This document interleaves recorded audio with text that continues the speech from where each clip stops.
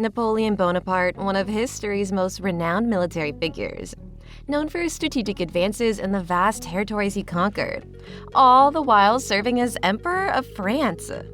Nonetheless, his life was rife with controversy. So in today's video, let's delve into some lesser-known and intriguing facts about this multifaceted historical figure. Not your average Frenchman. Napoleon came into this world on the gorgeous island of Corsica, right near Italy's coast. When he got shipped off to school in France, the poor guy got teased because of his Corsican twang. His roots were more Italian than French since Corsica got taken over by France just a year after he was born. Surprisingly, Napoleon was a big fan of Corsican independence and really wanted to kick out the French rule. During the late 1780s and 1790s, he often zipped back to Corsica. But whoa, did he notice something? The place seemed so small and kind of out of date compared to the big wide world.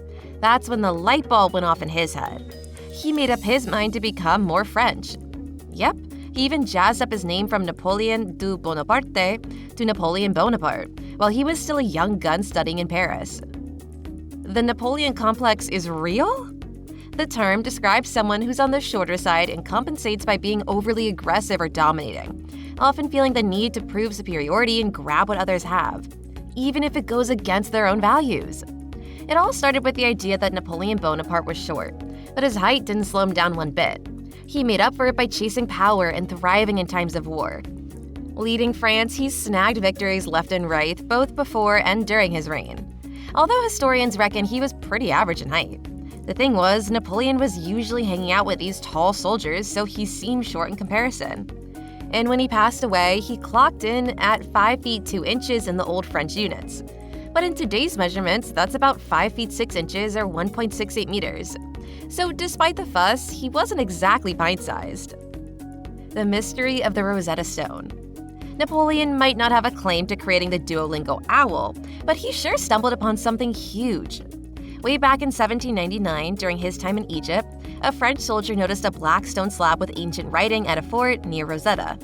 Napoleon had ordered his crew to grab all the important cultural stuff for France, so this soldier nabbed what turned out to be the Rosetta Stone, not fully aware of its incredible significance as a cultural artifact. As many might not know, the significance of the Rosetta Stone in Egyptology is massive. At the time of its discovery, ancient Egyptian hieroglyphs were a complete mystery. Nobody could decipher them. And what made the Rosetta Stone so valuable was that it contained the same text written in 3 different scripts. Since scholars could read ancient Greek, it became a significant tool, acting as a key that ultimately helped unlock the mysteries of the hieroglyphs. A warrior's love life. Turns out our battle-scarred leader was a bit of a romantic. Yes, you heard it right. Amongst his fiercely written conquests lay some hopelessly mushy love letters and a recently discovered short romantic story called Clisson et Eugène, penned when he was just 26. This charming 17-page novella might not crown him a literary genius, but it unveils a whole different side to the man who conquered nations. It's a peek into Napoleon's softer, more sentimental self, a hidden gem of his romantic aspirations, just waiting to be explored. Josephine de Beauharnais, who had previously attracted her fair share of admirers, found herself a new suitor in the form of Napoleon. She became his wife despite being a widow with 2 children. However, when Napoleon was off at war, she found herself alone and, well, started a romantic relationship with a French military man. As gossips tend to do, rumors of her infidelity swirled and eventually reached Napoleon's ears. Devastated by the news, Napoleon wrote a heartfelt letter to his brother, seeking solace. Unfortunately, this letter was intercepted and somehow made its way into the hands of a British newspaperman, who decided to share the juicy details with the world. This turned Napoleon's already shaky marriage into a full-blown tabloid sensation. Combined with the fact that Josephine had not produced an heir, this scandalous affair ultimately led to the emperor's decision to divorce her. Napoleon once kidnapped the Pope. During the early hours of July 6, 1809, under Napoleon's command, French troops climbed the walls of the Quirinal Palace's gardens in Rome. In a sudden and forceful move, they seized Pope Pius VII, snatching him away in the dead of night to Canova near Genoa. The Pope remained absent from Rome for the next 5 years, marking a significant absence from his papal residence. This dramatic event marked the peak of the relationship between the paramount leader of the Catholic Church and the bold emperor.